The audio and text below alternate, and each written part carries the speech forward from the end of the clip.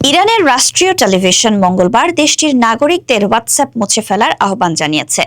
তাদের দাবি, এই মেসেজিং অ্যাপটি চলমান মধ্যপ্রাচ্য সংঘাতের প্রেক্ষিতে ব্যবহারকারীদের ব্যক্তিগত তথ্য সংগ্রহ করে ইসরায়েলের কাছে সরবরাহ করছে, যদিও এর পক্ষে কোনো নির্দিষ্ট প্রমাণ উপস্থাপন করা হয়নি।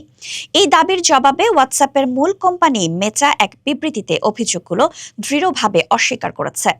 প্রতিষ্ঠানটি জানিয়েছে, এই অভিযোগগুলো সম্পূর্ণ মিথ্যা এবং আমরা উদ্বিগ্ন যে এগুলো আমাদের পরিষেবাগুলিকে ব্লক করার অজুহাতে রূপ নিতে পারে, ঠিক সেই সময়ে যখন মানুষ সবচেয়ে বেশি যোগাযোগের উপর নির্ভরশীল।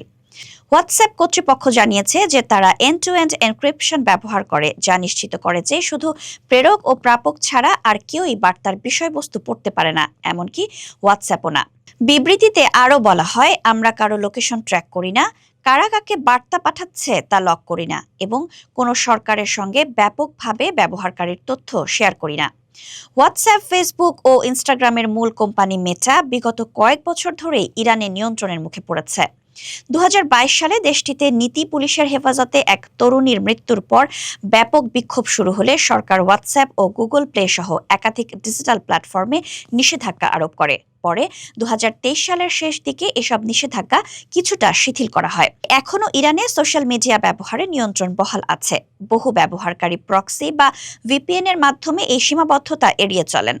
ইনস্টাগ্রাম ও টেলিগ্রামের পাশাপাশি হোয়াটসঅ্যাপ এখনও দেশটির অন্যতম জনপ্রিয় মেসেজিং প্ল্যাটফর্ম হিসেবে ব্যবহৃত হচ্ছে।